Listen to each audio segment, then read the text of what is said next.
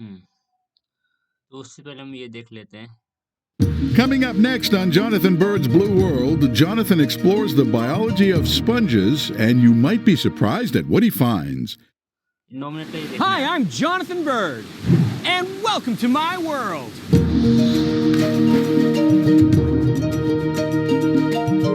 इसकी ऑडियो आ रही है ना आपके पास? नहीं सर, इसकी ऑडियो नहीं आ रही मेरे को। ऑडियो नहीं आ रही है? नहीं। मैं ये आपको वीडियो शेयर करूँगा, ठीक है ना? ये वाला वीडियो ज़रूर से देख लेना। ठीक है सर। अभी गूगल करके देख लो। Walking along the ocean हाँ, floor ये पर in आप यहाँ heavy-weighted इसको देख boots लो, फिर with a बात मत करना। rake-like tool to pluck the sir phone है sponges मेरे off the पास। bottom. मैं It फोन was से a कर लेती हूँ। dangerous and difficult job. Hello. हाँ, फोन भी है सर मेरे पास, मैंने टैब से ज्वाइन कर रखा है, तो मैं फोन में देख लेती हूँ एक हाँ, बार। फ़ोन में देख लो एक बार। ओके। सेम यही वाला वीडियो लेके देखना, ये ब्लू वर्ल्ड का।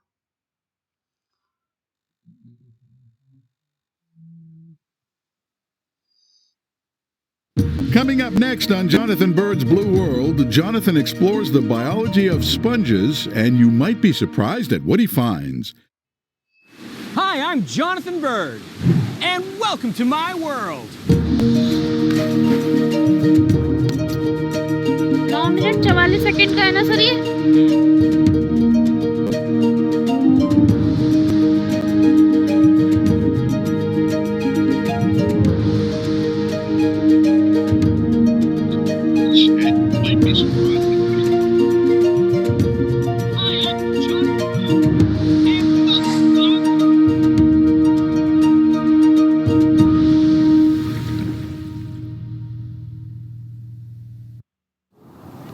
When people think of a sponge, they usually imagine something like this. A cleaning sponge for washing the dishes.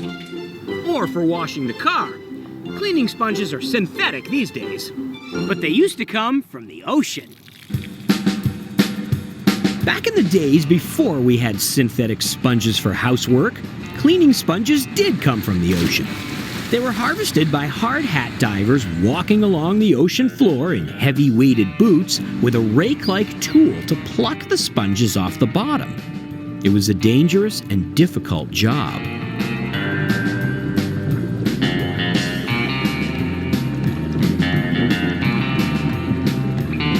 Bagfuls of sponges were lifted to the boat above.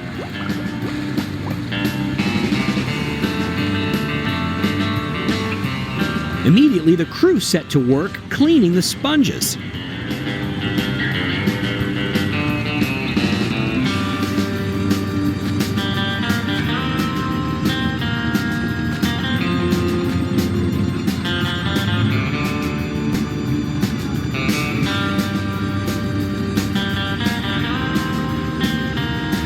Then they were hung to air dry.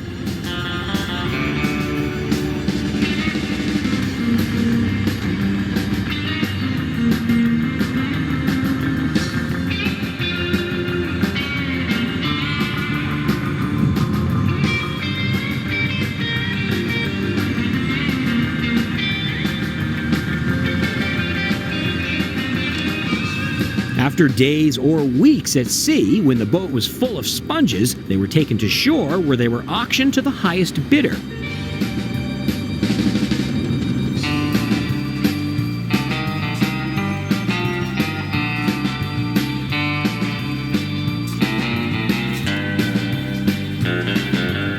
Finally, they were trimmed, sorted, and sold to the public.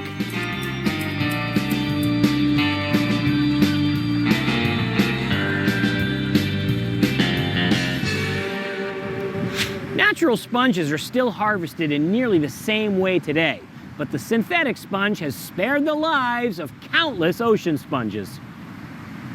While an ocean sponge looks something like a weird plant, it's actually an animal. In fact, sponges are among the simplest multicellular animals on Earth. They live on the bottom of the ocean, attached to a surface and never moving because they can't walk or swim. Some are quite colorful, while others are drab. They also come in all shapes and sizes. There are tube sponges, vase sponges, barrel sponges, rope sponges, encrusting sponges, and many other types. Sponges live from the frigid waters of the Arctic and Antarctic to the tropics. On many coral reefs, sponges dominate the seafloor and the drop-off.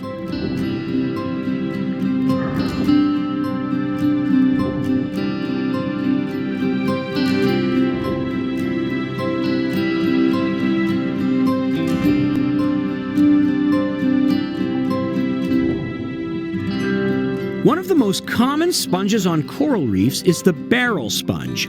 Barrel sponges grow to epic proportions, getting larger than a person. Although sponges can't walk or swim, they can feed. They do it by filtering tiny plankton from the water. A sponge is covered with small pores called ostia, which lead to a system of internal canals and eventually out to one or more larger holes called oscula. Within the canals of the sponge, chambers are lined with specialized cells called choanocytes, or collar cells. The collar cells have a sticky funnel-shaped collar and a hair-like whip called a flagellum. The collar cells serve two purposes. First, they beat their flagella back and forth like fans to move water through the sponge. The water brings in nutrients and oxygen while it carries out waste and carbon dioxide. Second, the sticky collars of the collar cells pick up tiny bits of planktonic food brought in with the water. Sponges are very effective filter feeders since they're able to capture and eat particles as small as bacteria as well as larger particles. They might not look like they're doing much, but a simple demonstration shows how effectively sponges can pump water. On a reef in the Caribbean, I make a dive with a syringe filled with a non-toxic dye called fluorescein. By squirting it around the base of some sponges, we can observe how the water is moving by watching what the dye does.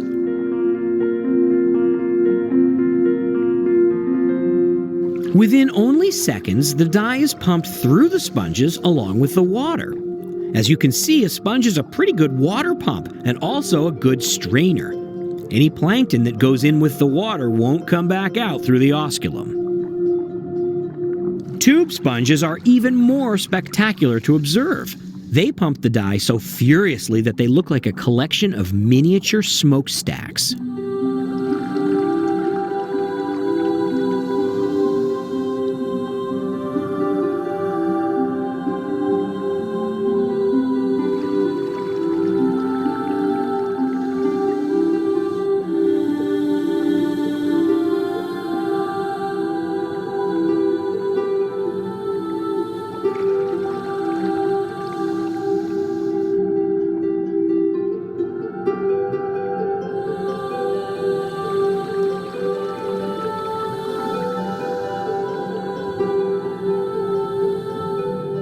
The ultimate test is a hefty barrel sponge. What will a big monster like this do? It takes a few seconds for the dye to work its way through the sponge. Wait for it. But then it pours out like smoke from a chimney. That's pretty good pumping from those tiny little collar cells.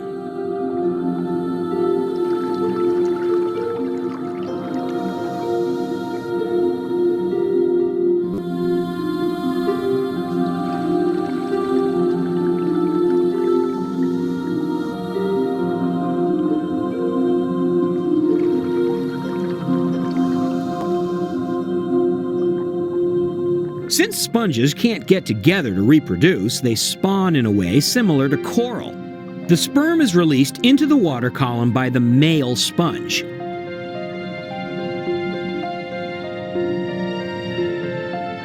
It finds its way to the female sponges where fertilization occurs internally. Eventually, the planktonic larvae are released from the female sponge and float around in the water column as plankton for only a few days. Then they settle down and start growing. Sponges don't have many predators. There's not much nutritional value in a sponge, and they're hard to digest. Hence, very few animals can eat sponges. But something was clearly eating this sponge. A sea turtle is the culprit. Sea turtles are one of the principal predators of sponges, along with a few species of fish and some invertebrates like nudibranchs. Sponges might not be very exciting, and they certainly don't have much personality, but they're an ancient animal that has been living in the oceans for at least 500 million years. They can't crawl around or swim, but they're very good at reproducing and feeding themselves by pumping water. So, chances are sponges will continue to populate the oceans longer than people will populate the Earth.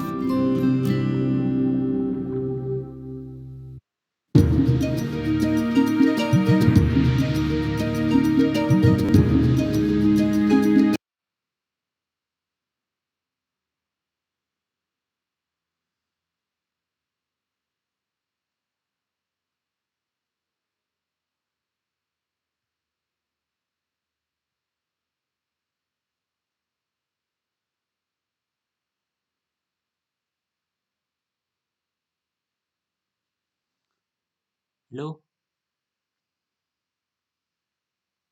Hello. हाँ, देख लिया complete. हाँ जी sir, हो गया। तो थोड़ा बहुत तो आइडिया लग ही गया होगा स्पॉन्जेस क्या हैं, किस टाइप के हैं। हाँ सर। तो आगे देखेंगे तो थोड़ा बहुत हमें काम में आएगा, ताकि हम उस चीज़ को विजुअलाइज कर पाएँ कि एक्चुअल में है क्या। तो हम देखने वाले हैं आज फाइलम पॉलीफेरा। इंट्रोडक्शन चालू करते हैं। In unit 2 you have studied that the animals such as Protista are unicellular eukaryotes, which include protozoans and algae. You also learned that multicellular organisms can categorize according to level of body organization. In this unit, we shall study the simplest multicellular animals, the poriferans or sponges, which are placed in kingdom Animalia. Organisms in this phylum have different cell type for different function, but the cell are not organized into true tissue. तो हमें यहाँ पे Porifera में हमें बिल्कुल एक true tissue नहीं देखने को मिलेगा एक्चुअल टिश्यू, बट हाँ different different cell different different काम कर रही है, ऑर्गेनिज्म के different different cell different function को परफॉर्म कर रही है। Unlike most other metazoans, sponges lack nerves and true musculature. इनमें नर्वस सिस्टम नहीं होता, ठीक है ना, मसल वसल कुछ भी नहीं होती इधर। They do not have any formed organ or organ system. Organ और organ system दोनों ही यहाँ पे एब्सेंट रहने वाली है। Their cells are functionally independent. इनके जो सेल्स हैं आपस में डिपेंडेंट नहीं होते हैं। To the extent that an entire sponge can be dissociated into its constituent cell in the laboratory, and these cells can come together again and in some species reform the sponges. Sponge में जितने भी cell हैं इनको dissociate कर दो तो ये अपना काम करते रहेंगे, फिर वापस से इनको एसोसिएट करके एक स्पॉन्ज बनाया जा सकता है। तो ये एक दूसरे पे बिल्कुल डिपेंडेंट नहीं रहते हैं किसी भी अपने अपने फंक्शन के लिए। अब तो स्टडिंग छोड़ो, देखेंगे पॉलीफेरा। पॉलीफेरा का नाम का मतलब ये होता है पोर बियरिंग, ठीक है ना। पॉलीफेरा का मतलब होता है पोर बियरिंग। हमें ये नहीं जाननी उतना कि कहाँ से लैटिन वर्ड क्या था नहीं था, ये सब काम की नहीं है। पॉलीफेरा और sponges are multicellular animals, हम जानते हैं ये मल्टी सेलुलर है, ठीक है।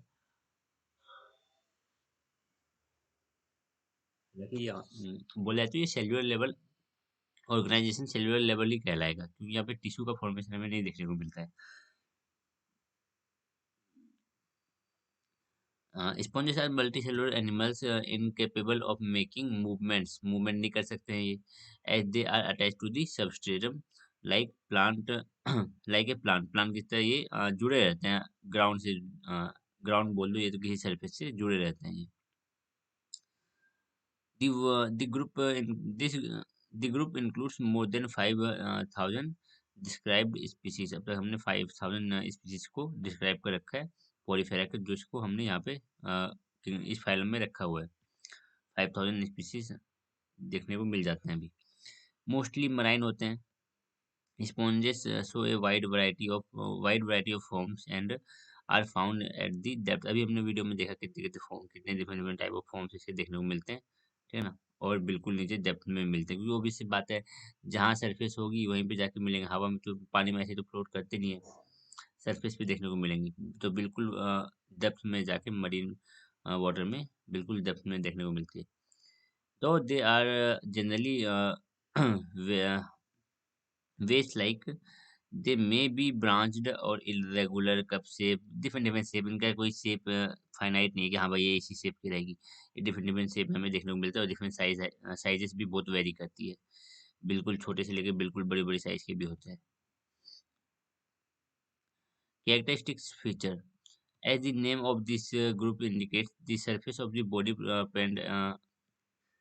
the surface of the body present a large number of minute pore, जिसको हम ओस्टिया कहते हैं। बहुत सारे छोटे छोटे पोर होते हैं इनमें, ओस्टिया कहते हैं। और एक बड़े साइज का पोर होता है जिसको जिसको ओसिक्यूलम कहते हैं। कहाँ गया, आगे देखेंगे।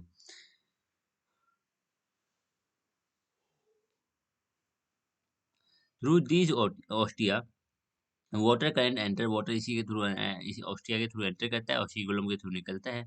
और अंदर जो कैविटी होती है, हमारी जो पोरीफेरा के अंदर की जो कैविटी होती है, जो खाली जगह होती है, उसको स्पॉन्जोसील कैविटी बोला जाता है। तो दो टर्म है सिंपल सा, और तीन टर्म यहाँ पे हमें देखने को मिलते हैं, ऑस्ट्रिया, स्पॉन्जोसील और ओसिक्यूलम, ठीक है ना। These pores actually led into a system of channels which after permeating almost the whole body, open into the exterior by one or more large exhalent opening called ossicula. एक या एक से ज्यादा ओसिक्यूलम, हमें ओसिक्यूला, ओसिक्यूलम सिंगुलर प्लूरल देख लेना। एक या एक से ज्यादा ओसिक्यूलम हमें देखने को मिल सकता है। अगर ब्रांचिंग है तो हमें obvious सी बात है ज्यादा ओसिक्यूलम देखने को मिलेंगे। This system of spaces connecting the inhalent pores of ostia with the exhalent ossicula is the canal system. ये जो पूरा इस ट्यूबुलर, ये जो कैनाल सिस्टम है, ये जो पूरा आपका बोल दो ट्यूब लाइक स्ट्रक्चर है, जो एक पोर जो हमारा ऑस्टिया है, और दूसरा पोर जो ऑस्टिकुलम है, डिफरेंट डिफरेंट बहुत सारे ऑस्टिया हैं, बहुत सारे ऑस्टिया को एक ऑस्टिकुलम से जोड़ते हैं। पूरे सिस्टम को हम कैनाल सिस्टम बोलते हैं, इनका वाटर कैनाल सिस्टम बोला जाता है। दिस कैनाल सिस्टम में be a simple as the asconoid type हो सकता है, ये तो साइक्नोइड टाइप हो सकता है, और ये तो ल्यूगनॉइड। तीन टाइप के हमें देखने को मिलते हैं। ये जो कैनाल सिस्टम में तीन टाइप के देखने को मिलते हैं। अगर ये बकवास सा कार्टून डायग्राम से इसको अच्छे से समझ पाओगे, नहीं देर का है।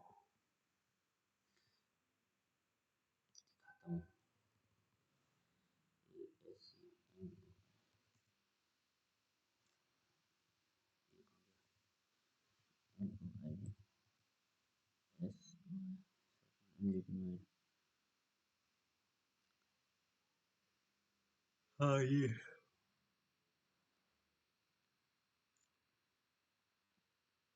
एस्केनोइड टाइप है, सबसे सिंपल यही रहता है, ठीक है ना। ये सेकेनोइड टाइप है, और ये ल्यूकेनोइड टाइप है, ठीक है ना।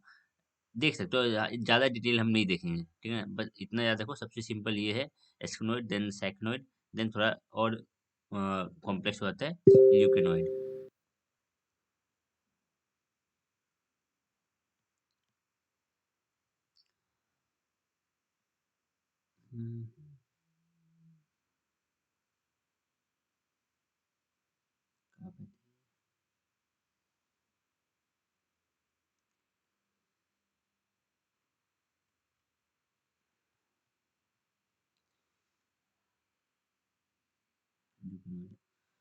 Though these canal system a continual stream of water is maintained by the action of flagella, जो हमने देखे थे सेल्स होते हैं कुछ कॉलर सेल्स, ठीक है, जो फ्लैजिला के मूवमेंट के कारण वाटर करंट प्रोड्यूस होता है। Thus the water enters in the canal system through ostia and passes through the ossicula. The sponge body is covered externally by epithelial layer called pinacoderm. ये बाहर की layer है, ये layer का नाम बोला है पिनेकोडर्म। और जो सेल है, जिस सेल से ये लेयर बनी होती है वो pinacocyte. This layer is made up of flattened cell called pinacocyte. अगर मैं इसका थोड़ा ये दिखाऊं, ध्यान से देखो, ये स्पॉन्जोसील, अंदर की कैविटी को स्पॉन्जोसील बोलेंगे। ये पोर को आप समझ गए, ओस्टिया। एक ये पोर ओसिक्यूलम, ठीक है। मैं इसमें पिनेकोसाइट, अगर पिनेकोसाइट,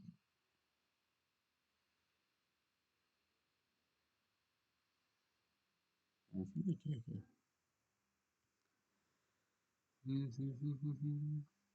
कोई बात नहीं। इमेज यहाँ मेंशन नहीं है, ये रहा। सरफेस पे जो सेल है वो पिनेकोसाइट सेल है, ठीक है। तो पिनेकोडर्म सबसे एक्सटर्नल कवरिंग, एक्सटर्नल कवरिंग, ठीक है। तो पिनेकोडर्म बोलेंगे उस लेयर को। और जो पिनेकोडर्म है, नाम से ही पता चलता है, पिनेकोडर्म पिनेकोसाइट सेल से बनी होती है, नाम दोनों में सिमिलर है। These are the thin, leathery and tightly packed, कुछ नहीं, थिन लेयर होती है बेसिकली, वो टाइटली पैक होती है। Some of pinacocyte are modified into porocyte. Porocyte आपको यहाँ पे दिख रहेगा, ये रहा पोरोसाइट सेल।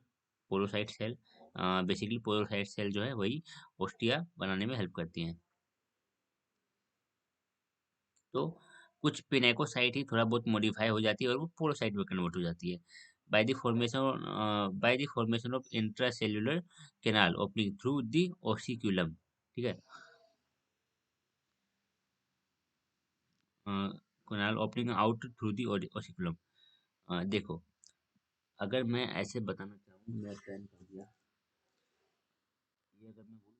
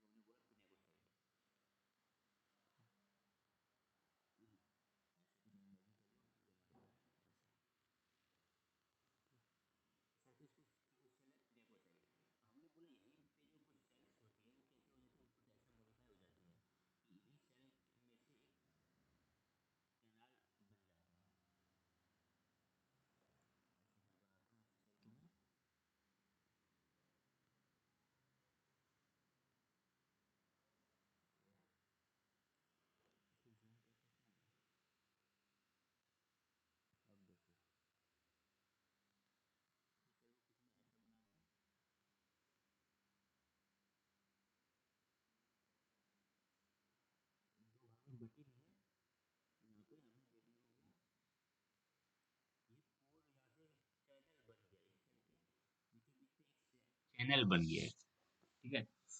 वही बोले जा रहे हैं कि some of the pinacocyte are modified into porocyte by the formation of intracellular canal, ठीक है ना। सेल के अंदर अंदर ही कैनाल बन गई है, intracellular canal opening out through दी ओस्टियम, ठीक है ना। ये ओस्टिया, ओस्टिया से खुलता हुआ ये आगे ओसिकुलम से निकल जाएगा, ठीक है। Some are modified as a contractile myocyte arranged around ossicula। जो ओसिकुलम है उसकी उसी के अराउंड कुछ सेल मॉडिफाई होके मायोसाइट सेल का फॉर्मेशन जो होती कर लेती है। अगर ये सेल यहाँ पे कहीं पे मायोसाइट देख के से मुझे सब आ जाएगा इस इमेज में। नहीं, इन्होंने कुछ इमेज सही से बना रखा है।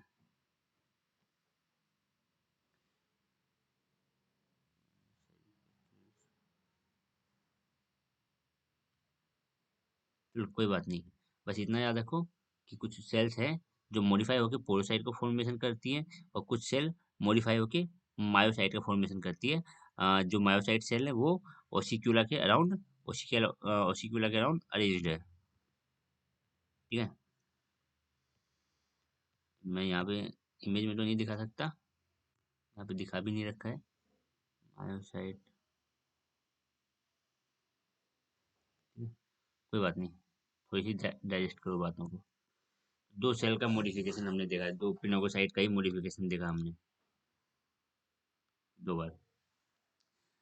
The chambers of canal system are lined by ovoid collar cell और कोइनोसाइट। ठीक है, जो चैम्बर है उनकी जो लाइनिंग है, ये इनर लाइनिंग, ये तो आउटर मोस्ट कवरिंग है, इसकी जो इनर लाइनिंग रहेगी चैम्बर की, ये जो दिखाई दे रहा है, इसकी जो इनर लाइनिंग है वो क्या है, कोइनोसाइट से लाइंड है। ठीक है, अंदर कोइनोसाइट से आपको सेल देखने को मिलेंगी। इसका तो दिखा रखा होगा, ये देखो अंदर इसकी यहाँ पे आप देख पा रहे हो, यहाँ पे देखो ये सारी जो सेल्स है, ये सारी जो सेल्स है, ये कोइनोसाइट्स हैं, ये तो कॉलर सेल बोल सकते हो। ठीक है ना, कोइनोसाइट ये तो कॉलर सेल बोल सकते हो। ठीक है ना, ये जो पोरोसाइट है देख रहे हो, एक सेल देख रहे हो, एक सेल के अंदर अंदर ही एक चैनल बन गया है। जो भी मैंने बात किया था, जो भी हमने बात किया कि ये जो पिनेकोसाइट है वो थोड़ा मॉडिफाई होकर पोरोसाइट में कन्वर्ट हो जाती हैं। बस सिंपल सिंपल से कुछ सेल्स हैं। कोइनोसाइट देखा हमने अंदर की ओर है, resembling in structure to choanoflagellate जैसे देखते हैं, कुछ कॉलर लाइक स्ट्रक्चर जो प्रोटोजोन्स में हमने देखा था। These cells carry a flagellum, एक फ्लैजिलम होती है, surrounded by a contractile collar, collar जैसा कुछ स्ट्रक्चर होता है, उससे सराउंडेड होती है। These cell are responsible for producing the water current, यही जो कॉलर सेल हैं, यही जो कोइनोसाइट्स हैं, ये वाटर करंट प्रोड्यूस करने में हेल्प करती हैं फ्लैजिला की हेल्प से, अभी हमने वीडियो में देखा।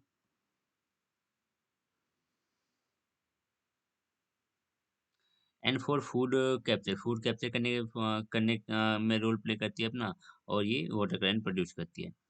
Smaller food particles are engulf by the choanocytes, जो कोइनोसाइट्स हैं वो छोटे छोटे फूड पार्टिकल को इंगल्फ भी कर सकती है। ठीक है, where as the larger food particle are pass on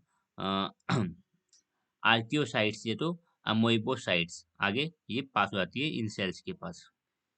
that are principal site of digestion, जो अमीबोसाइट्स है, अमीबोसाइट है, वो है प्रिंसिपल साइट ऑफ डाइजेशन। यहाँ पे जो हमारे पास बड़े साइज के बड़े साइज के फूड पार्टिकल्स हैं उनको डाइजेस्ट किया जाता है, उनको इनटेक किया जाता है, उनको अंदर मतलब कि इंगल्फ किया जाता है बेसिकली। ठीक है, तो हमने यहाँ पे, एक सेकंड, अब तक हमने यहाँ पे कुछ सेल्स देख लिए। पहला बात किया हमने सरफेस की सेल का, सबसे पहले बात किया हमने कि भाई सरफेस पे एक लाइनिंग होती है सेल की, इपिथेलियल। पिनेकोडर्म। हाँ, पिनेकोडर्म। हाँ, जो पिनेकोडर्म है उसकी सेल बात की हमने, पिनेकोसाइट से पिनेकोडर्म बना हुआ है। हमने सबसे पहला सेल बात किया पिनेकोसाइट, देन हमने फिर बोला कि भाई पिनेकोसाइट ही थोड़ा सा मॉडिफाई होकर पोरोसाइट बना देती है। और पोरोसाइट मैंने ध्यान से बता दिया, देखो ये कुछ पोरोसाइट, ये जो दिख रहा है आपको ऐसे पोर हो गए, चैनल फॉर्म करती है। हाँ, सेल के अंदर ही, सेल के अंदर अंदर इंट्रासेलुलर कैनाल बन गई है, पोरोसाइट। अब यहाँ पे आप देख रहे हो कि यही जो पिनेकोसाइट है ये मॉडिफाई होके मायोसाइट का भी फॉर्मेशन करती है, और जो मायोसाइट है वो ओसिक्यूला के अराउंड, ओसिक्यूला आप जानते हो, अभी जस्ट बताया, वो हुँ। ओसिक्यूला के अराउंड देखने को हमें मिलती है। ठीक है, ओसिक्यूला वो ऊपर वाले जो बड़े से होते हैं। हाँ सर, ऑसिक्युलम, ऑस्कुलम। हाँ, तो हमने यहाँ पे एक सेल, दो सेल, ये तीन सेल देखा, तीन, फिर देन हमने बात किया कोएनोसाइट्स, कॉलर जैसे कुछ होते हैं जो कि प्रोटोजोन्स में भी कोएनोफ्लैजिलेट हुँ। होते हैं। ठीक है, तो कोई बात नहीं, जैसे जेमनल छोड़ो, बात करते हैं कोएनोसाइट्स। कॉलर टाइप होते हैं, इनर लाइनिंग में पाए जाते हैं ये, इनर, यहाँ पे देख रहे हो इनर लाइनिंग में हमें देखने को मिलते हैं कॉलर सेल्स। ये फूड को इंगल्फ कर, small particle, small food particle को इंगल्फ कर सकते हैं। ठीक है ना, वाटर कैन प्रोड्यूस करते हैं। ठीक है, बस। देन हमने बात किया अमीबोसाइट्स की, ठीक है ना, ये तो इसको बोलो आर्कियोसाइट्स की। ठीक है, ये जो है ये बड़े साइज के फूड फूड पार्टिकल्स को इंगल्फ कर सकते हैं।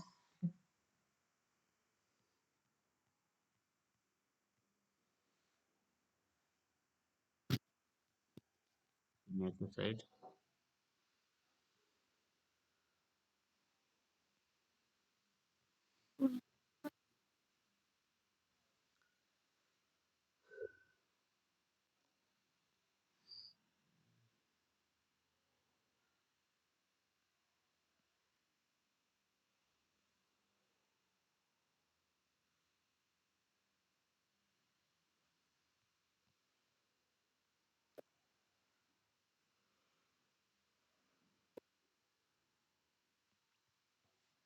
ठीक है,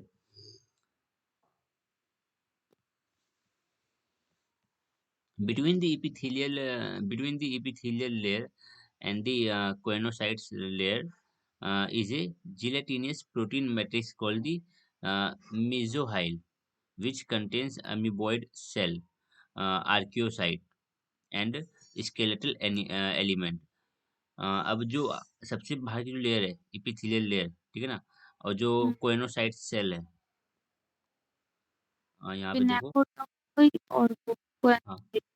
ये सेल ये देख रहे हो, ये कोइनोसाइट और ये जो आगे सबसे बाहर की एपिथेलियल लेयर है, इनके बीच में हुँ, ये जो चीजें हैं, ठीक है ना, ये है हमारे पास मी मीजोहाइल, ठीक है ना, इनके बीच की जो प्रोटीन की बनी मैट्रिक्स होती है बेसिकली, ठीक है, वो मीजोहाइल होती है, जिसके जिसके अंदर हमें अमीबॉइड सेल, ठीक है ना, आर्कियोसाइट्स हमें देखने को मिलते हैं, एंड स्केलेटल एलिमेंट भी होते हैं जो इसको थोड़ा अ, बोल सकते हो रिजिडिटी थोड़ी बहुत प्रोवाइड करते हैं। Archaeocytes are amoeboid cells that can move in the mesohyl। ये इस पूरी mesohyl की जो अंदर की जो लेयर, एक लेयर बना देता हूँ मैं, mesohyl वाली जो ये पूरी mesohyl मान लेना, ठीक है ना, ये इनर में कुछ सेल्स होंगे और ये बाहर में कुछ सेल्स होंगे। बीच की जो mesohyl वाली लेयर है, इसमें ये वाले जो सेल हैं आर्कियोसाइट्स, ये मूव कर सकते हैं, ठीक है, इस लेयर में।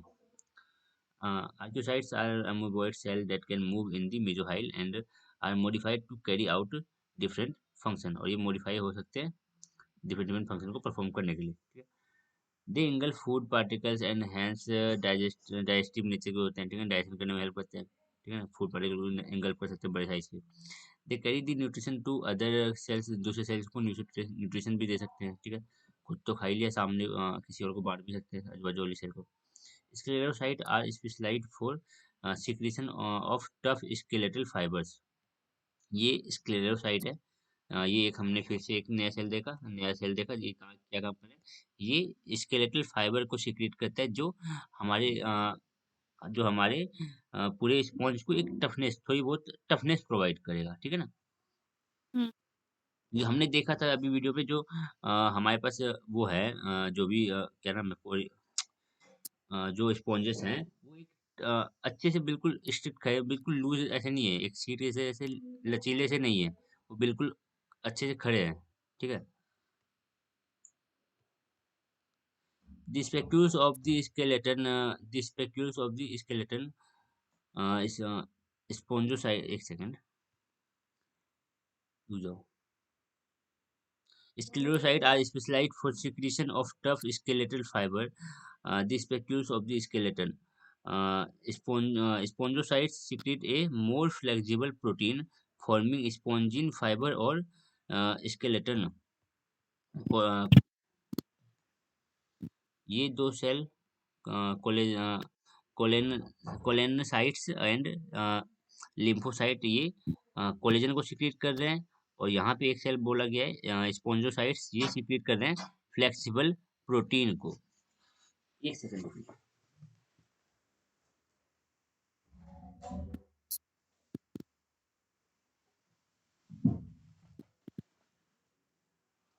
बस इनके कुछ फंक्शंस याद रखने हैं हमें, ज़्यादा कुछ नहीं, ठीक है ना, बस हमें सेल याद रहना चाहिए, हाँ कुछ कुछ ये सब सेल देखने को मिलते हैं। The skeleton supporting the sponge, the skeleton supporting the sponge body is mainly composed of spicules and various size, composed of spicules of various size and shape। जो skeleton system में जो स्पॉन्ज की body को support किए हुए हैं, वो basically spicules की बनी होती है, और जो स्पिक्यूल्स है ये डिफरेंट डिफरेंट साइज और डिफरेंट डिफरेंट शेप्स की हमें देखने को मिलती है, यहाँ पे आपको अ, देखने को मिल रहा होगा, ठीक है, हुँ, डिफरेंट डिफरेंट टाइप की स्पिक्यूल्स, ये स्केलेटन फाइबर से ही मिलकर बनी होती है, ठीक है। जो स्पिक्यूल्स है, ये जो हम बात करें स्पिक्यूल्स की, ये स्केलेटन फाइबर्स की मिलकर बनी होती है, और ये जो स्केलेटन फाइबर है, ये हमारे पास स्क्लेरोसाइट सिक्रीट कर रही है, ठीक है,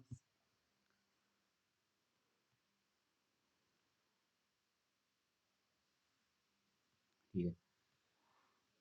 तो अच्छे खासे सेल्स आ गए, उनके हमने फंक्शंस देखे।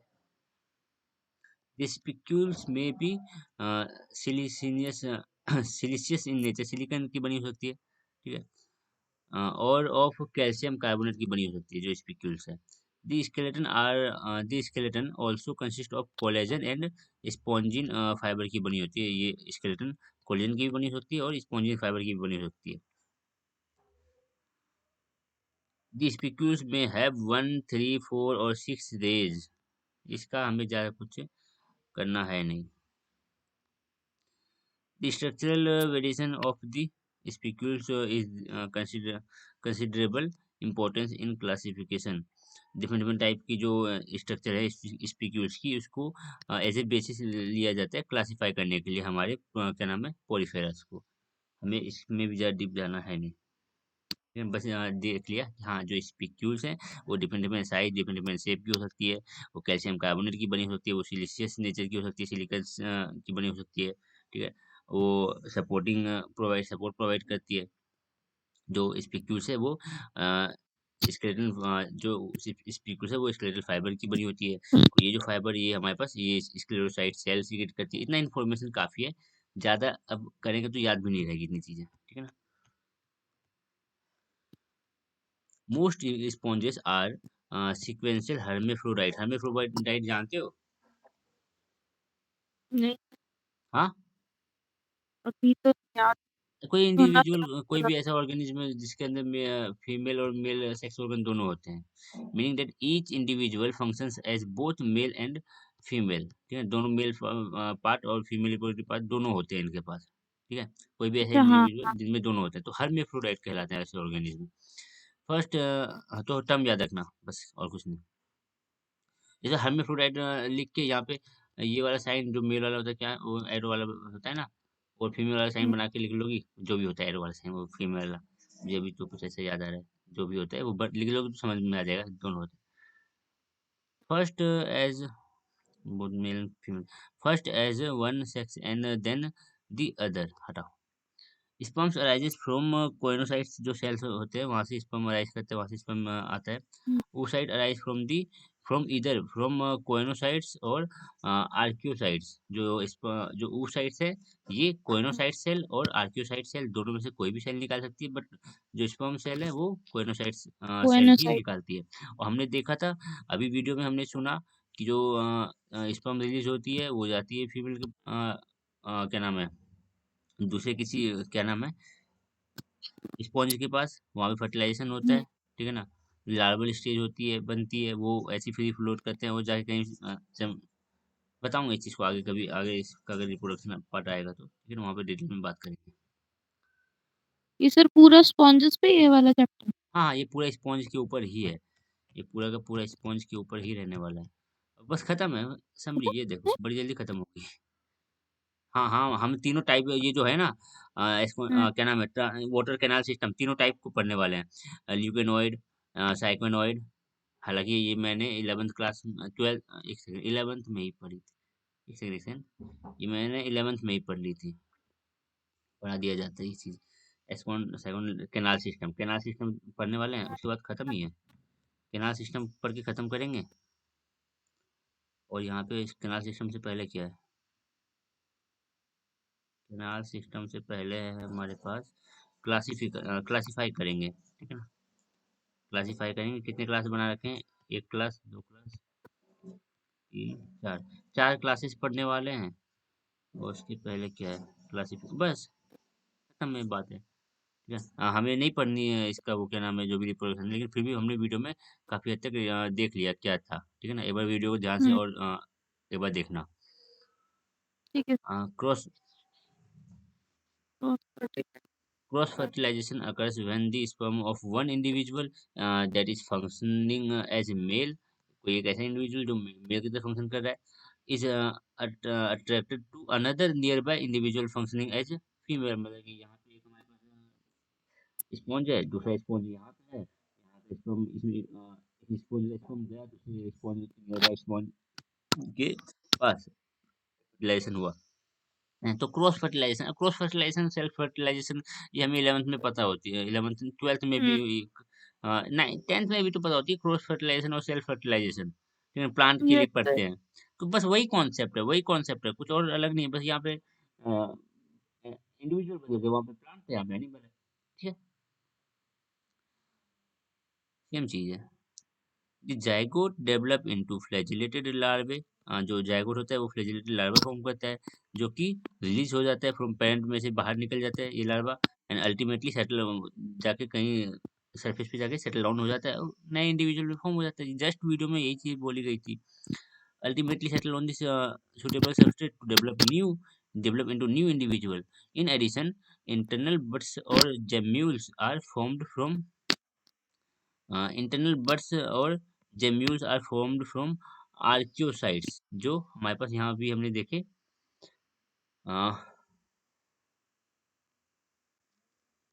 एक सेकंड। अच्छा, तो जो इंटरनल बर्ड्स हैं हमारे पास लार्वा में, इंटरनल बर्ड्स इन लार्वा या तो जेम्यूल्स बोल दो तो इंटरनल बर्ड्स बोल दो, वो फॉर्म्ड होते हैं आर्कियोसाइट से, ठीक है ना। आर्कियोसाइट जो सेल है वहां से इंटरनल बर्ड्स बर्ड्स वगैरह निकलती है, ठीक है, और कुछ इसमें खास है नहीं। बस फर्टिलाइजेशन का मेन कॉन्सेप्ट कि मेल फीमेल दोनों की तरह एक्ट करते हैं, hermaphrodite होते हैं, तो भाई कोई भी मेल स्पर्म कोई भी रिलीज कर सकता है, ठीक है ना। एक और एक क्या नाम है, एक स्पॉन्ज से निकला, एक पॉलीफेरा से निकला स्पॉन्ज, उसे नियर बाय पॉलीफेरा में गया, इसको बोल देते हैं हम फर्टिलाइजेशन। अब इसी मान लो ब्रांच वाली देखी थी हमने, वीडियो में देखी थी ब्रांच वाली, तो अगर इसी में से कोई निकल के इसी वाले खुद में ही चला गया, सेल्फ फर्टिलाइजेशन ऐसा कुछ हो जाएगा, ठीक है। तो हमने देखा कि लार्वल स्टेज के पास फ्लैजिला होती है, वो जाके सेटल डाउन कर देती है, न्यू इंडिविजुअल यहाँ से जर्मिनेट कर जाता है, और कुछ खास है नहीं इसमें। You have to clearly understand in connection with histology of sponges that the layer of the sponge body, namely pinacoderm, जो पिनाकोडर्म। मीजोहाइल बात की हमने बीच वाली प्रोटीन लेयर, और और choanocyte. Choanocyte layer are not comparable to ectoderm, mesoderm and endoderm of higher animals. जैसे higher animals में हम एक्टोडर्म एंडोडर्म मीजोडर्म बोलते हैं, तो एक्टोडर्म एंडोडर्म मीजोडर्म को हम यहाँ पे पिनेकोडर्म मीजोहाइल और कोइनोसाइट से कंपेयर नहीं कर सकते, वो अलग चीज है, ये अलग चीज है, ठीक है ना।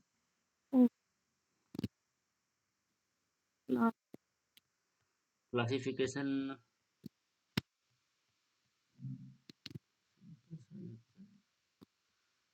इतना छोटा सा है कि हाँ इसमें बातें होती भी नहीं, जैसे जैसे हम आगे बढ़ेंगे ना दूसरे फाइनल में चीजें कॉम्प्लेक्स होने लग जाएगी, ये तो बहुत छोटा हुआ, आगे धीरे धीरे बढ़ेगा, कोई बात नहीं। हम बात करते हैं क्लासिफिकेशन की। Now now that we have now that we have studied the characteristic feature of porifera, we shall discuss the classification giving example of different classes देखेंगे। The classification of phylum porifera is based on type of canal system के basis पे हमने इसको classify कर रखा है, and chemical nature of spicules की, अभी जैसे हमने बात किया था स्पिक्यूल्स के बेसिस पे हम इसको क्लासीफाई कर सकते हैं। तो स्पिक्यूल्स की केमिकल नेचर के बेसिस पे और कैनाल सिस्टम के बेसिस पे हम पोरीफेरा को क्या कर सकते हैं, डिफरेंट डिफरेंट क्लासिफिकेशन कर सकते हैं।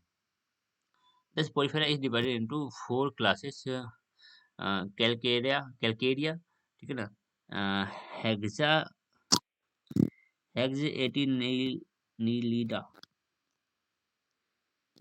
हेक्स एटिनिलीडा, एक्टिनिलीडा, एक्टिनिलीडा, ये है डेमोस्पोंजिया, ये स्क्लेरो स्पोंजिया, स्पोंजिया, ये ई, ये चार हमें मिले इसके सब क्लासेस, मतलब क्लासेस 4 क्लास में हमने इसको डिवाइड किया। कैलकेरिया, इसी बात है, यहाँ पे कैलकेरिया जो होगी वो कैल्शियम कार्बोनेट की बनी होगी, ठीक है, नाम से ही पता चल रहा है। These are characterised by the presence of spicules of calcium carbonate, Calcarea से ही पता चल रहा है कैल्शियम कार्बोनेट है कुछ, ठीक है ना। जो स्पिक्यूल्स है वो कैल्शियम कार्बोनेट की बनी होती है। स्पिक्यूल्स आर निडल शेप की होती है स्पिक्यूल्स, ठीक है ना, और 3 और 4 रेज स्पिक्यूल्स हमें देखने को मिलती है। स्पिक्यूल्स का परफेक्ट,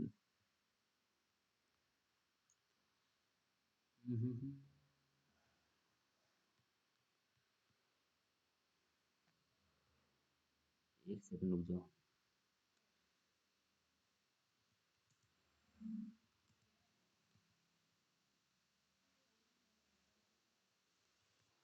चीज मिलता है, ये रहा, ये है फोर रेज, ये देख पा रहे हो, फोर रेज स्पिक्यूल, ठीक है।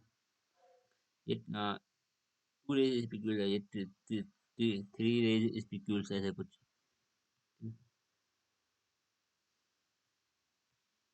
हटाओ, क्या नाम है, हाँ जो स्पिक्यूल्स है वो नीडल शेप की होती है।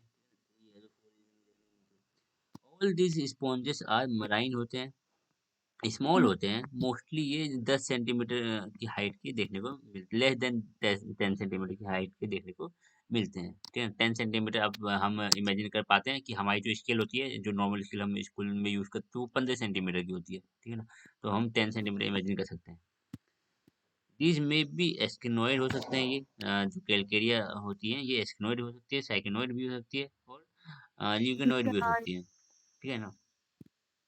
एग्जाम्पल साइकन और ल्यूकोसोलिनिया, ल्यूकोसोलिनिया, ठीक है। तो दो एग्जाम्पल हमारे पास यहाँ पे दिए गए हैं। एग्जाम्पल वैसे भी हमें एक याद रख लो, साइकन, साइकन तो क्लास 11 में भी एग्जाम्पल के तौर पे दिया गया। तो अभी जो ये जो हम क्लासिफिकेशन कर रहे हैं, ये ऑन दी बेसिस ऑफ स्पीक्यूज किया जा रहा है, ठीक है ना। नहीं तो यहाँ पे तीनों तो नहीं आनी चाहिए थी। ऑन दी बेसिस ऑफ स्पीक्यूज ये क्लासेस में हमने इसको बांटा है। अब अगला है क्लास हेक्सा, हेक्स एक्टिनिल, हेक्साक्टिनिलिडा। हाँ जो भी नाम है ये भाषा। These are commonly known as glass sponges, ठीक है। स्केलेटन इसके कॉमन कॉमन नेम इसका। Skeleton is made of six rays silicon spicules, और सिलिकॉन का ग्लास से क्या वो है आपको पता होगा, ठीक है ना, थोड़ा बहुत सिलिकॉन ग्लास, है ना। तो सिक्स रेज सिलिशियस स्पिक्यूल्स होते हैं यहाँ पे, ठीक है। मोस्टली ये डीप सी में बिल्कुल अंदर डीप सी में देखने को मिलता है। Deep sea sponges radially symmetrical देखने को मिलते हैं। देखो, स्पॉन्जेस ऐसा नहीं है कि स्पॉन्जेस में कोई सिमेट्री नहीं है, स्पॉन्जेस हमेशा सभी की सभी स्पॉन्जेस एसिमेट्रिकल, हमने पढ़ा हुआ है स्पॉन्जेस एसिमेट्रिकल होते हैं, लेकिन ऐसा ऐसा नहीं बोल सकते कि सभी ऑल स्पॉन्जेस आर एसिमेट्रिकल, कोई स्पॉन्जेस में कोई सिमेट्री नहीं, ऐसा नहीं होता। स्पॉन्जेस में भी हमें सिमेट्री देखने को मिलती है, बहुत कम देखने को मिलती है, ठीक है। ज्यादातर मोस्टली स्पॉन्जेस जो होते हैं वो एसिमेट्रिक होते हैं, मोस्टली बोलते हैं हम, ठीक है ना। तो रेडियली सिमेट्रिकल हमें यहाँ पे देखने को मिल रहा है ये क्लास में, विद वेस वेस और फनल लाइक बॉडीज इनकी देखने को मिलती है, शेप है इनकी बेसिकली वेज शेप और तो फनल लाइक शेप। अगर हम वेज देखें कैसे दिखता होगा ये वेज स्पॉन्ज, हालांकि वीडियो में हाँ ये वाला, इसी को तो वीडियो में बोलते हैं वेज स्पॉन्ज। ये कुछ फनल तो हम समझते हैं फनल का शेप क्या होता है, ठीक है। फनल जैसे कुछ ये तो वेज जैसे attach to by stalk to substratum, यहाँ पे कुछ एक स्टॉक लाइक स्ट्रक्चर होगा, मतलब कि स्टॉक समझते हो ना, एक छोटा सा ऐसा कुछ के थ्रू ये जो भी सबस्ट्रेट है उससे कनेक्ट होगा। एग्जाम्पल दे रखा है हमारे पास कुछ, जो एग्जाम्पल दे रखे हैं, हमें वैसे भी खासकर एग्जाम्पल पे फोकस नहीं करनी, हमें मेन इसकी प्रॉपर्टी पे फोकस करनी है, क्या है ये, ठीक है। जो पहला वाला था जैसे कि ये मेन प्रॉपर्टी, ये कैल्शियम कार्बोनेट होता है, ठीक है ना। यहाँ पे हमें क्या सिलिशियस स्पीक्यूल्स देखने को मिलते हैं, उधर कैल्शियम कार्बोनेट की स्पीक्यूल्स है, यहाँ पे सिलिशियस स्पीक्यूल्स है। वहाँ पे 3 to 4 रेज थी, यहाँ पे 6 रेज है, ठीक है। ये डीप वो सब तो मराई नहीं होते हैं, ये थोड़ा डीप लिख रखा है, उसमें थोड़ा कुछ नहीं लिख रखा, ठीक है। इसमें रेडियल सिमेट्री हमें देखने को मिलती है, वहाँ पे हमने सिमेट्री की कोई बात नहीं करी, तो हम एसिमेट्री की लेके चले, कोई बात नहीं।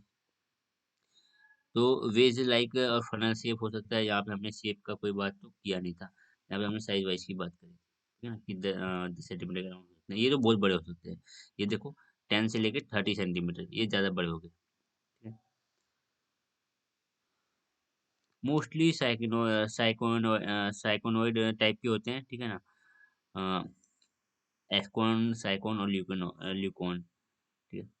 10 से 30 centimetre, no pinacocyte but the outer layer is made up of made up of net like cyni- cynitium, cynitium, syncytium, derived from interconnecting pseudopodia of amoebocytes. Amoebocytes के सूडोपोडिया से सूडोपोडिया अमीबोसाइट्स के सूडोपोडिया से derive होके एक यहाँ पे net like structure syncytium हमें देखने को मिलती है, बट यहाँ पे एब्सेंट क्या है, पिनेकोसाइट यहाँ पे हमें एब्सेंट है, ठीक है ना। बस ये याद रखना, हालांकि क्या होती है वो अभी उतनी मतलब की काम की नहीं है, पिनेकोसाइट यहाँ पे एब्सेंट होती है।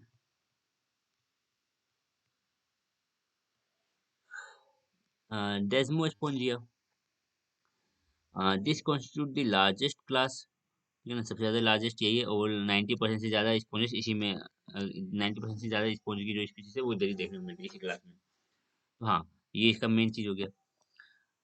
The skeleton is made up of spicules of spongin और सिलिशियस, जो हमने बात किया था इससे ऊपर वाला ये भी सिलिशियस था, ये सेकंड वाला भी सिलिशियस था, इसके ऊपर वाला ये जो था ये कैल्शियम कार्बोनेट था। तो यहाँ पे भी सिलिशियस का बना हुआ है, ठीक है, और स्पॉन्जिन फाइबर की बनी हो सकती है, ठीक है ना। स्पॉन्जिन फाइबर को सीक्रेट करने वाला सेल हमने बात किया। और बोथ दोनों स्पॉन्जिन की हो सकती है, सिलिशियस की हो सकती है और दोनों की हो सकती है। स्पिक्यूल्स नॉट सिक्स रेज नहीं होती है, बाकी होती होंगी, ठीक है ना, सिक्स रेज नहीं होती है। The bath sponge belong to the family spongiidae, ठीक है ना, कोई बात नहीं, हमें नहीं याद रखना, हमें बस याद रखना कि बाथ स्पॉन्ज यहाँ पे देखने को मिल रहा है। Spongia which has skeleton of spongin only, Spongia example के तौर पे दे रखा है जिसका स्केलेटन स्पॉन्जिन से बना होता है, ठीक है ना, एक एग्जांपल स्पॉन्जिया।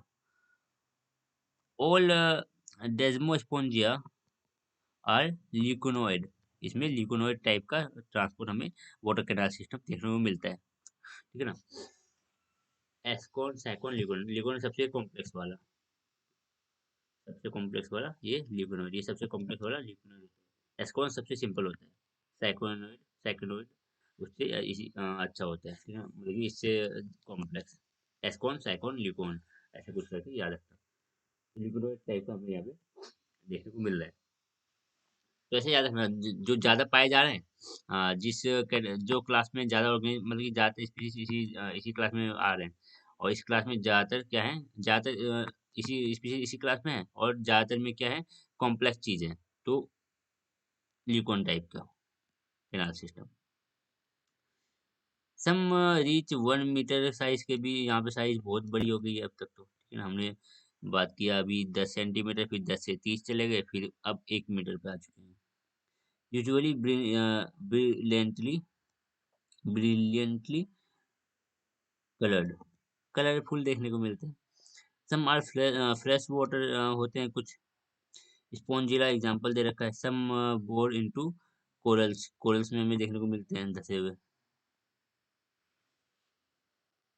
बस यही थी इसके मेन पॉइंट, एग्जाम्पल तो उतने है नहीं खास क्योंकि हमें याद ही नहीं रहने वाले हैं। सबसे ज़्यादा हमें स्पीसीज इसमें देखने को मिलती है, ओवर 90% से ज़्यादा इसी में है, ठीक है।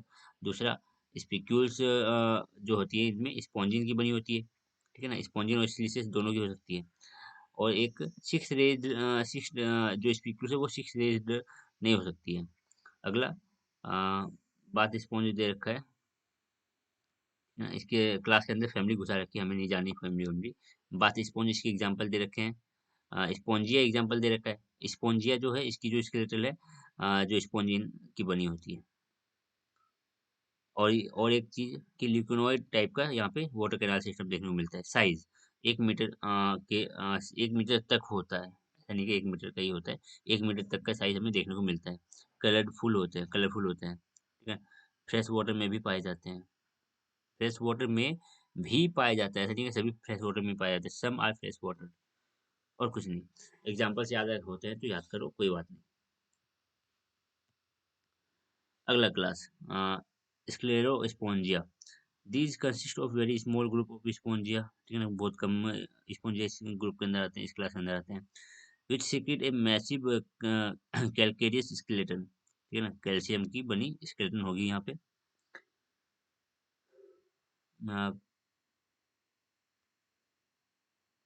Compound skeleton of siliceous spicules and spongin fiber is often present। तो यहाँ पे कंपाउंड स्केलेटन भी देखने को मिलते हैं। जो कंपाउंड स्केलेटन मतलब कि ऐसा स्केलेटन जो सिलिशियस और स्पॉन्जिन दो डिफरेंट चीज से बनी हुई है, ठीक है ना। तो कंपाउंड स्केलेटन हमने बोल दिया इसको। सिलिशियस स्पिक्यूल्स और स्पॉन्जिन फाइबर से बनी स्पिक्यूल्स, उससे भी यहाँ पे हमें बनी स्केलेटन सिस्टम देखने को मिल रही है। जरूरी नहीं है स्केलेटन सिस्टम कैलकेरियस भी हो, कैलकेरियस ही हो, ठीक है ना। सिलिशियस और स्पॉन्जिन फाइबर से मिलकर बनी भी देखने को मिल रही है। The living tissue is limited to a thin spherical, thin superficial layer on the skeleton। Skeleton system के ऊपर जो इसका स्केलेटल है उसके ऊपर जो लिविंग टिश्यू है वो लिमिटेड अमाउंट में बहुत पतली सी लेयर बना रही है इसके ऊपर, स्केलेटल सिस्टम के ऊपर, ठीक है ना। जो स्केलेटल सिस्टम होगा उसके ऊपर बिल्कुल एक थिन लेयर बन रही है हमारे लिविंग टिश्यू की। ऑल आर, इसमें सभी ल्यूकेनॉइड हैं, इसमें सभी के सभी ल्यूकेनॉइड हैं। दे लिव हिडन इन क्रीवाइसेस, ठीक है ना। केव वेव में जो टनल वनल यहाँ पे होते हैं होंगे, ठीक है ना, गुफा ऐसी कुछ कोरल्स वोरल्स की उसके अंदर ये हमें देखने को मिलते हैं, ठीक है।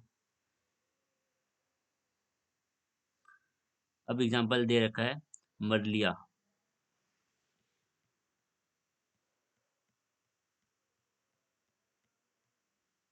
बात नहीं, इसको भी खत्म कर ही देते हैं। तीन टाइप की कैनाल सिस्टम हमारे पास सिंपल सिंपल सी है। Sponges filter anatomical designs such as asconoid, psychonoid, and leuconoid। ascon, psychon, leucon type of canal system there are for ascon type, asconoid। This is the simplest design with a hollow cylindrical attached with its base to the substratum। जो एक cylinder imagine कर लो, उसका base जो है वो नीचे substratum मतलब कि जो भी हमारी सतह है उससे अटैच है। Body surface is covered with a single layer of flat cell जिसको हम पिनेकोडर्म लेयर बोलते हैं, पिनेकोसाइट सेल होती है। दी होलो इंटीरियर, दी होलो इंटीरियर, दी एट्रियम और स्पोंजोसील, स्पोंजोसील कैविटी बोल लो, एट्रियम बोलो, डिफरेंट नाम दिए गए, आप एक ही याद रखो, स्पोंजोसील। In line by the layer of, हम जानते हैं प्लेटलेट कॉलर सेल होते हैं यहाँ पे, कोइनोडर्म लेयर बोल दोगे अंदर वाली को, और सेल को बोल दोगे कोइनोसाइट, अंदर वाली लेयर को बोल दो कोइनोडर्म, और सेल को बोल दोगे choanocyte collar cell. Cylinder wall is perforated by many ostia, जो वॉल है वो ऑस्टिया के परफोरेटेड समझते हो ना, सिंपल सिंपल सी चीज है। ऑस्टिया के थ्रू ये ऑस्टिया मतलब कि जो पोर है, परफोरेशन समझते हो, पोर पोर का प्रेजेंट होना, परफोरेट परफोरेट, ठीक है।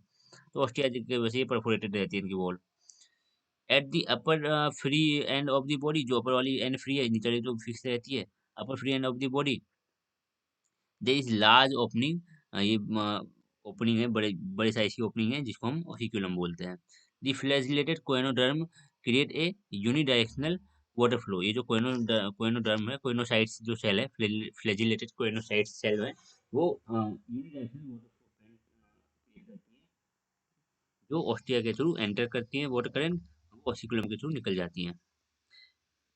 Passed over the coenoderm en route to the atrium, atrium मतलब जो स्पोंजियोसिल कैविटी है, moves out through the osculum के थ्रू ये वाटर करंट निकल जाती है। This type of circulatory system of choanoderm pores and chambers is called aquiferous system. ये जो सर्कुलेटरी सिस्टम है इसको एक्वीफेरस सिस्टम बोला जाता है, ऐसा कुछ खास है नहीं इसमें।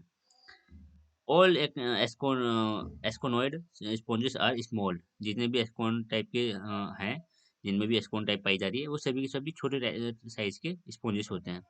एंड हैव सिलेंड्रिकल और ट्यूबुलर बॉडी, सिलेंड्रिकल और ट्यूब एक ही जैसे स्ट्रक्चर है, ठीक है। सिलेंड्रिकल या तो ट्यूबुलर बॉडी हो सकती है, उनकी होती है। The amount of water flow through the asconoid atrium depend on the flagellated कोइनोडर्म, कि कितना अमाउंट फ्लो होगा वो ओबियस सी बात है, कोइनोडर्म जो कोइनोसाइट सेल हैं उन्हीं पे डिपेंड करेंगी, ठीक है ना। एस्कोनॉइड स्पॉन्ज इंक्लूड, दो एग्जांपल दे रखे हैं जो जिसमें हमें एस्कोनॉइड टाइप के वाटर कैनाल सिस्टम देखने को मिलते हैं।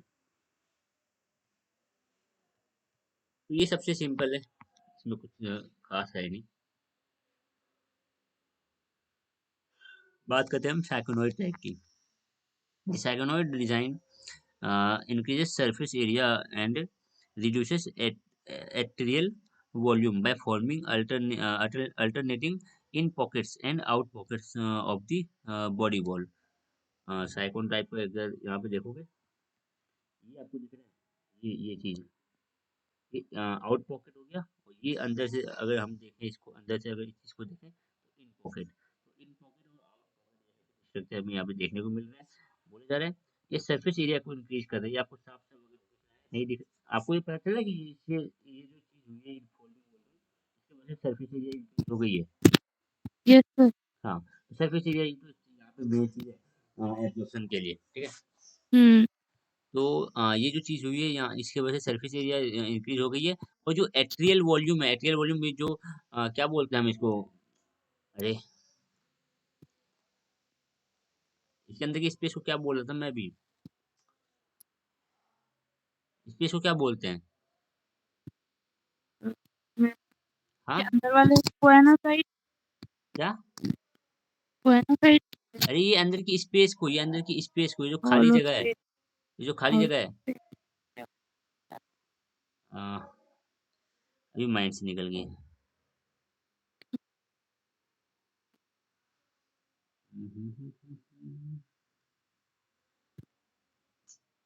बार बार एट्रियल एट्रियल यूज करें, मैं हमेशा बोला हूँ एट्रियल यूज नहीं करते हम यहाँ पे। ऑसिकुलम। हाँ, ऑसिक्यूलम, ऑसिक्यूलम। नहीं नहीं, ऑसिक्यूलम क्यों, ऑस्टिया ऑसिक्यूलम तो ये वाली ओपनिंग को बोलते हैं। ऑस्टिया, हाँ ऑस्टिया वो छोटे छोटे पोर्स होते हैं। अरे ये ऑसिकुलम ऊपर का। अभी मैंने बोला जस्ट,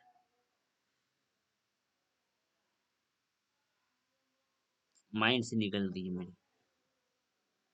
स्पॉन्जोशिल कैविटी, हाँ स्पॉन्जोशिल कैविटी, स्पॉन्जोशिल कैविटी, हालांकि तुम ये भी बोल सकते हो क्या नाम, एट्रियल वॉल्यूम भी बोल सकते हो, हालांकि हम हमेशा स्पॉन्जोशिल कैविटी बोल रहे हैं। स्पॉन्जोशिल जो वॉल्यूम है वो कम हो जाती है, यहाँ पे दिख रहा होगा इस, ये जो वॉल्यूम है, ठीक है ना, उससे कम हो गया वॉल्यूम, उससे भी ज्यादा कम वॉल्यूम आपको इधर देखने को मिल रहा है, ठीक है। तो हाँ, एट्रियल वॉल्यूम, ठीक है, स्पॉन्जोशिल वॉल्यूम कम हो गई है। अंदर की जो जगह है ना, जो खाली स्पेस है, ये जो खाली स्पेस है ये स्पॉन्जोशिल कैविटी है, स्पॉन्जोशिल कैविटी जगह, ठीक है। जो भी वॉल्यूम है वो ठीक। स्पॉन्जोशिल वॉल्यूम कहलाएगी। हालांकि ये दो टर्म यूज करें, स्पॉन्जोशिल बोल दो तो एट्रियल बोल दो। By forming and okay. Alternating in pocket और आउट पॉकेट। एक आपको इन पॉकेट दिख रहा है, देखो ये वाला क्या है, इन पॉकेट, ये वाला क्या है, इन पॉकेट, फिर ये क्या हुआ, आउट पॉकेट, फिर इन पॉकेट, फिर आउट पॉकेट, पॉकेट जैसा कुछ दिख रहा है ना, ये और नहीं दिखा तो मैं तो जूम करके दिखाना चाहूंगा, सर दिख गया। ठीक है ना। अल्टरनेट रखते हैं, अल्टरनेट हम्म।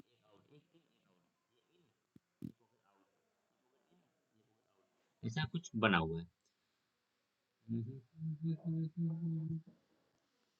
जल्दी जल्दी खत्म करते हैं, अब इसको कुछ है ही नहीं खास।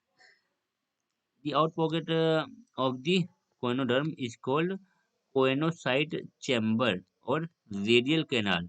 जो आउट पॉकेट है इसको नाम दे दिया क्या, कोएनोसाइट चैम्बर, ये तो रेडियल कैनाल।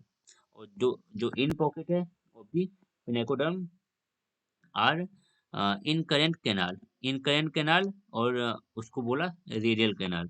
जो आउट पॉकेट है हम्म। उसको रेडियल कैनाल, ठीक है। यहाँ पे लेबलिंग कर रखी है क्या, ये देखो, इनकरेंट इनकरेंट कैनाल, कैनाल और ये आउट रेडियल। पॉकेट को बोला, आउट पॉकेट को बोला इनकरेंट। इनकरेंट। ये वाले देखो यहाँ पे रेडियल कैनाल, बाहर इन पॉकेट। इन पॉकेट को रेडियल कैनाल। हाँ, ये क्या, इन पॉकेट उल्टा हो गया क्या, रुक जाओ, आउट पॉकेट को रेडियल कैनाल बोल रहा है। The out pocket of the choanoderm is called choanocyte chamber, ये तो रेडियल कैनाल, रेडियल कैनाल बोला गया आउट पॉकेट को। आउट पॉकेट क्या ये वाला है क्या, रेडियल कैनाल इसने बोला इस वाले को, रेडियल कैनाल इस वाले को, ये पॉकेट आउट है। पॉकेट तो 10 देखेंगे ना। हम्म, एक सेकंड रुक जाओ, क्या पता है इन पॉकेट एंड इन, बात नहीं, हम उधर से, अरे ये क्या है, Porifera. Hmm, in pocket out pocket, कोई बात नहीं, हम पॉकेट उधर से ही इन मान लेंगे। हमें कौन सा इमेज देख के बतानी है। हम पॉकेट को, इस पॉकेट को हम आउट पॉकेट बोलेंगे, इधर से पॉकेट आउट। एक सेकंड, ये आउटर लेयर हो गई। एक सेकंड रुकना रुकना। हम्म, दी, पिनाकोडर्म एक सेकंड रुको, एक सेकंड रुको, एक सेकंड रुको। The out pocket of the choanoderm, कोएनोडर्म,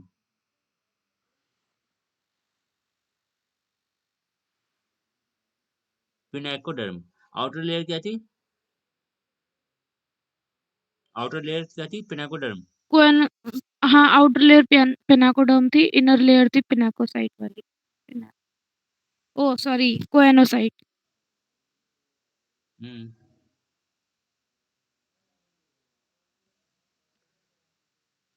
outer layer थी पिनाकोडर्म, ठीक है। इनर थी कोएनोसाइट। पिनाकोडर्म, पिनाकोडर्म। तो ये जो पॉकेट है, ये वाली जो पॉकेट है इनकरेंट कैनाल, ये जो पॉकेट है ये पिनाकोडर्म से बनी है। ये जो लेयर होगी वो पिनाकोडर्म वाली होगी, समझ रहे हो? हाँ, ठीक है, पिनाकोडर्म। इन आ, तो ये आउटर की है ना, इन पॉकेट की है। इनकरेंट कैनाल जो है, इनकरेंट कैनाल वो पिनाकोडर्म की बनी हुई है। दी इन हम्म, दी इन और पॉकेट ऑफ द रेडियल उसकी पिनाकोडर्म, ठीक है ठीक है, इनकरेंट कैनाल पिनाकोडर्म की बनी हुई है। ये जो इनकरेंट कैनाल है, ये जो pocket, ध्यान से देखो, बाहर पिनाकोडर्म की। पिनाकोडर्म की है। ये रेडियल कैनाल है, और रेडियल कौन कोएनोसाइट कौन, की। हाँ, जब इसको तो हम उसको बोलेंगे हम उसको बोलेंगे रेडियल पॉकेट, रेडियल कैनाल। हम्म, उसको बोलेंगे हम incurrent canal, in pocket out pocket जो भी है, सिंपल सा टर्म है, हमें देख लेना। इनकरेंट कैनाल डिस्चार्जेस,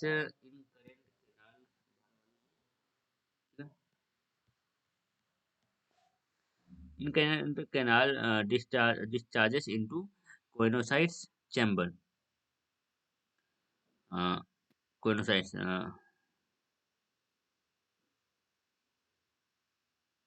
इन incurrent canal discharges into coenocyte chamber via numerous outer small वाली। opening known uh, prosopiles, meaning front gates, ठीक है। अब यहाँ पे देखो इस चीज को,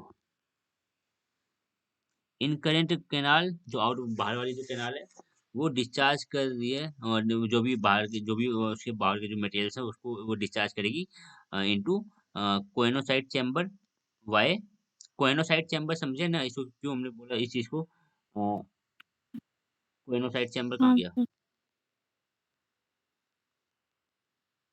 ये जो इनर की जो ये जो इनर वाली चैम्बर है, जो भी चैम्बर बोल दो इनर वाली, रेडियल कैनाल को। हाँ, तो वो तो पिनाकोडर्म से है, सॉरी, वो वो कोएनोसाइट से घिरी है ना। कोएनोसाइट से।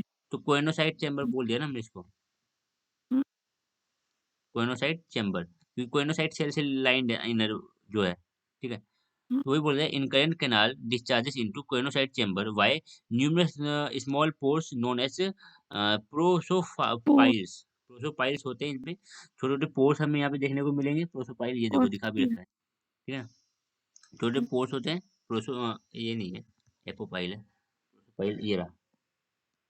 प्रोसोपाइल छोटे पोर हमें देखने को मिलते हैं, छोटे छोटे पोर देखने को मिलते हैं। इस पोर के थ्रू ये इस चैम्बर में, ये जो चैम्बर है छोटे छोटे ये चैम्बर, इसमें क्या करेगा, बाहर की जो भी चीजें हैं उसको अंदर डिस्चार्ज करेगा, ठीक है ना। ये सराउंडिंग के जो भी वाटर वाटर है ये अंदर डिस्चार्ज कर देगा, ठीक है, सिंपल है। हाँ जी। In current canals discharges into coenocyte chamber choanocyte chamber ये छोटे छोटे अंदर वाले। Via numerous number of openings known as prosopyles, ये हमें प्रोसोपाइल्स हमें देखने को मिलती है जो अंदर चीजों को डिस्चार्ज करती है। At the outer surface of the sponge water में enter in the incurrent canal directly और first pass through a narrow ostium formed by secondary growth of tissue. At the outer surface of the sponge, water may enter in water may enter the incurrent canal. हमारी incurrent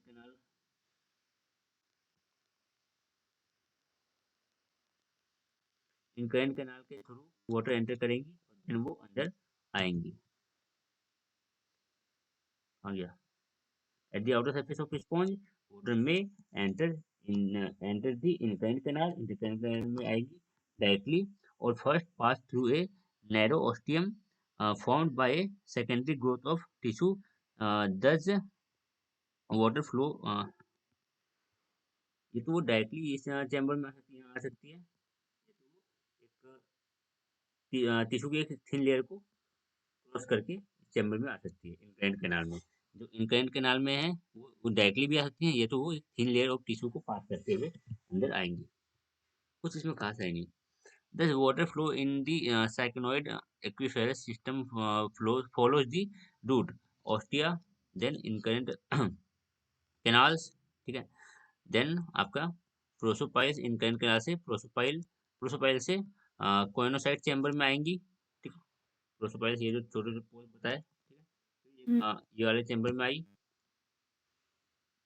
coenocyte chamber में, then atrium, ठीक है, then ओसिक्यूलम and then बाहर तो निकल ही गई। तो इसका फ्लो का डायरेक्शन हो गया और कुछ नहीं है। This new design of cycloid type decreases volume of atrium की वॉल्यूम कम हो गई है, ठीक है ना। जो भी हमारे पास एटम जो भी क्या बोलते हैं सील, कौन सी सील थी, स्पॉन्जोसील कैविटी, उसका जो वॉल्यूम है वो कम है, यहाँ पे हमें देखने को मिलता है। सरफेस एरिया हमें ज़्यादा देखने को मिलता है, ठीक है। फ्लैजिलेटेड कोइनोडर्म सरफेस एरिया ज़्यादा है तो ज़्यादा हमें फ्लैजिलेटेड कोइनोडर्म्स भी हमें ज़्यादा देखने को मिलेंगे, क्योंकि वही तो लाइनिंग बना रहे हैं कोइनोडर्म। Therefore, cycloid sponges are generally large in comparison with asconoid type. हमें साइकोनॉइड टाइप ज़्यादा देखने को मिलती है। साइकोनॉइड स्पॉन्ज इंक्लूड ग्रेंटिया एंड साइकन, ये दो इसके एग्जाम्पल हैं। साइकोनॉइड टाइप में ना जो सरफेस एरिया बड़ी है, इंटरनल सरफेस एरिया देखो और बाहर की भी तो बड़ी बड़ी है। जो सरफेस एरिया बड़ी है उसका मतलब वही बात होगी ना कि अंदर के जो कोइनोसाइट है वो भी ज़्यादा होंगे, सरफेस एरिया ज़्यादा है तो कोइनोसाइट सेल्स भी ज़्यादा होंगे, ज़्यादा अच्छे से वो एब्जॉर्ब कर पाएंगी चीज़ों को, तो बेटर चीज़ है। Leuconoid type as shown in figure 3.10 हमने दिखाया भी था, ये ऐसा कुछ देखने को मिलता है, ये वाला ल्यूकेनॉइड टाइप सबसे कॉम्प्लेक्स है। Leuconoid design attains a largest body size ranging from a few centimetre, छोटे कुछ सेंटीमीटर से लेके मोर देन 1 मीटर, 1 मीटर से ज़्यादा भी हो सकते हैं, ठीक है। पॉलीफेरा जिनमें ऐसे पाए जाते हैं ल्यूकेनॉइड टाइप का water transport system. In ल्यूकेनॉइड sponge water canal system is complex network of water vessel which permeates a solid sponge body। या ऑब्वियस सी बात है, यहाँ पे देखो ये ऐसे ही देख के आप समझ सकते हो। इस स्पॉन्ज को अगर हम इस स्पॉन्ज को इस पहले वाले स्पॉन्ज को हम इधर से दबाएं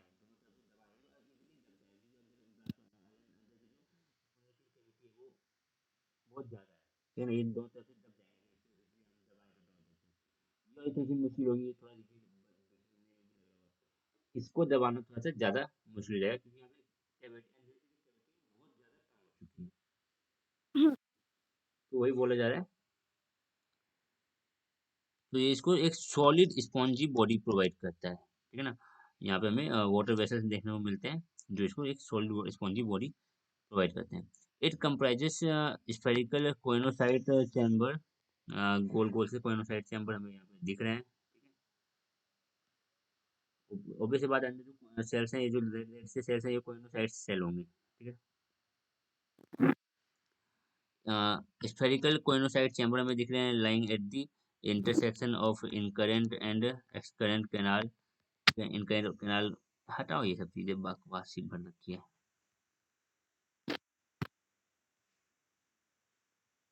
इतना याद रखो कि हमें यहाँ पे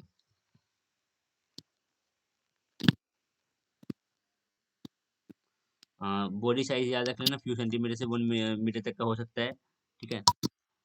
कॉम्प्लेक्स टाइप का, वो सबसे ज़्यादा कॉम्प्लेक्स टाइप का ये वाटर कैनाल सिस्टम है, ठीक है ना। थोड़ा सॉलिड स्पॉन्जी बॉडी होती है इनकी। स्फेरिकल कोइनोसाइट चैम्बर देखने को मिलते हैं, ठीक है।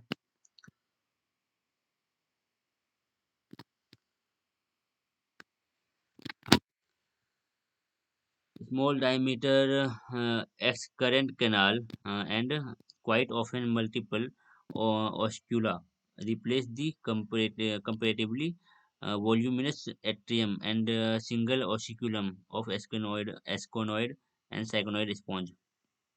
तो हमें यहाँ पे भी एक सिंगल ओसिकुलम देखने को मिलता है।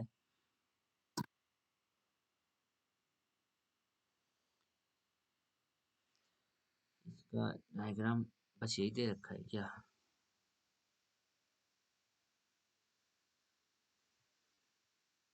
इलेबोरेट डायग्राम होना चाहिए जो।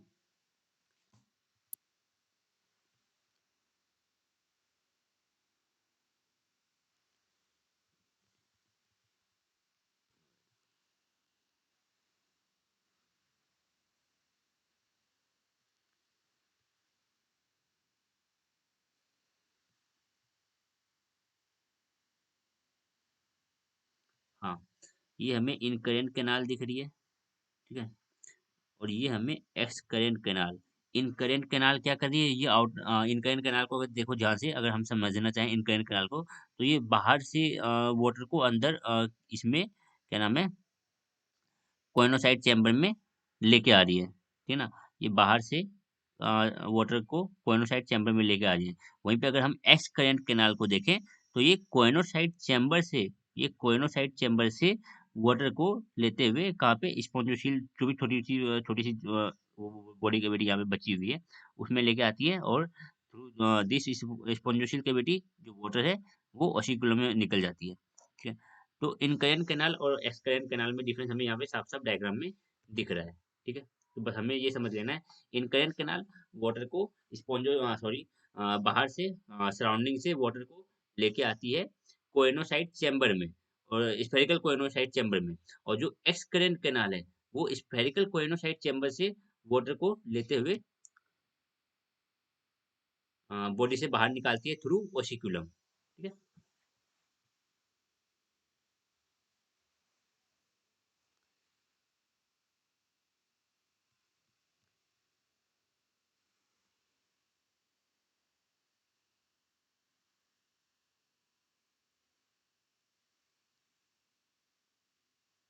Water enters a liquinoid sponge via surface ostia के थ्रू अंदर एंट्री लेता है, before flowing into incurrent canals.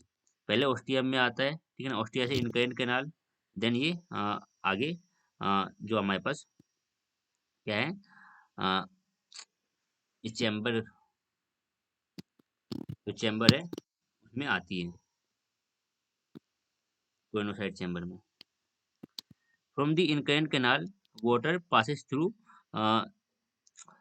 Prosopyles into coenocyte chamber, ठीक है ना। इनकरेंट कैनाल से ये कोइनोसाइट चैम्बर में आ रही है थ्रू प्रोसोपाइल्स, जो हमने देखा था बाइक, बिल्कुल बाइक से फोर्स है बेसिकली ये, ठीक है।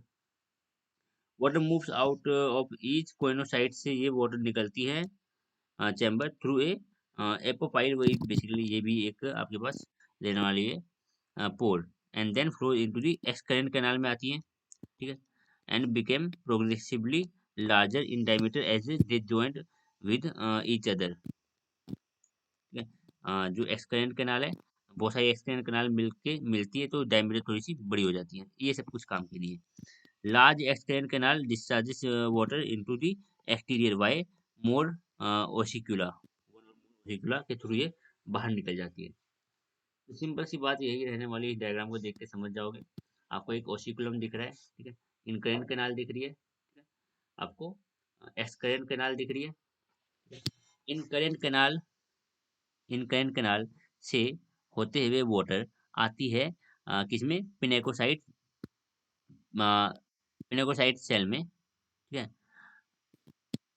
सॉरी, कोएनोसाइट सेल में, पिनेकोडर्म बाहर होती है, कोएनोसाइट सेल में आती है, और ये थ्रू प्रोसोपाइल, ये हमारे पास रहने वाले स्मॉल पोर्स, ठीक है। और अब ये कोएनोसाइट सेल में आ चुकी हैं, अब ये बाहर निकलेंगी एक्सकरेंट कैनाल में, ठीक है, थ्रू एपोपाइल, ठीक है, थ्रू एपोपाइल ये आएंगी, थ्रू एपोपाइल ये आएंगी एक्सकरेंट कैनाल में। एक्सकरेंट कैनाल के थ्रू ये क्या होंगी, बहुत सारी एक्सकरेंट कैनाल मिलके जुड़ के एक, वो सब कुछ काम की है नहीं। एस्केलेन कैनाल हमारे अंदर स्पोंजियोसिस कैविटी जो भी है छोटी सी, वहाँ खुलेंगी, और वो ऑस्टिया के थ्रू, सॉरी, ऑसिकुलम के थ्रू वाटर को बाहर निकाल देंगी, और कुछ इसमें है नहीं।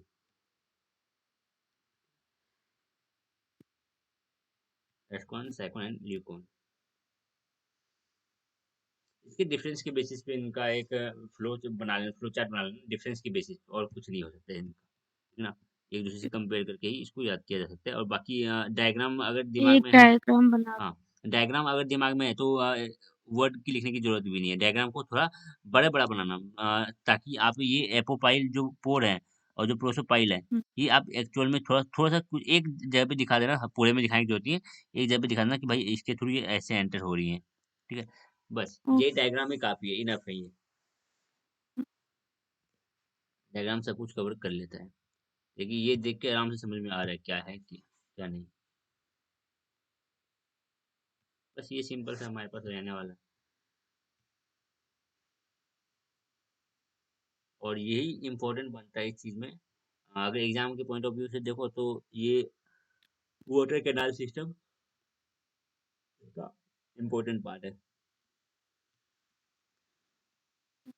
बाकी कैरेक्टरिस्टिक्स इसके सिंपल सिंपल से हैं। जितने टाइप की सेल्स हैं उनको हर एक डिफरेंट टाइप ऑफ सेल्स को लिख लो, और उनके फंक्शन को लिख लो साइड में कि क्या कर रही है। लगभग 8 to 9 हमने डिफरेंट टाइप ऑफ सेल्स देख ली। हुँ, ये क्लासिफिकेशन इसका उतना इम्पोर्टेंट नहीं है जितना इम्पोर्टेंट इसका वाटर कैनाल सिस्टम है। चलो अभी तो 11:20 होगी, हाँ नींद भी आ रहा होगा आपको, ठीक है, मैं कल से क्लास 9 बजे कर लेता हूँ, ठीक है। ठीक है। ठीक है, अभी के लेक्चर को हम यहीं पे रखते हैं।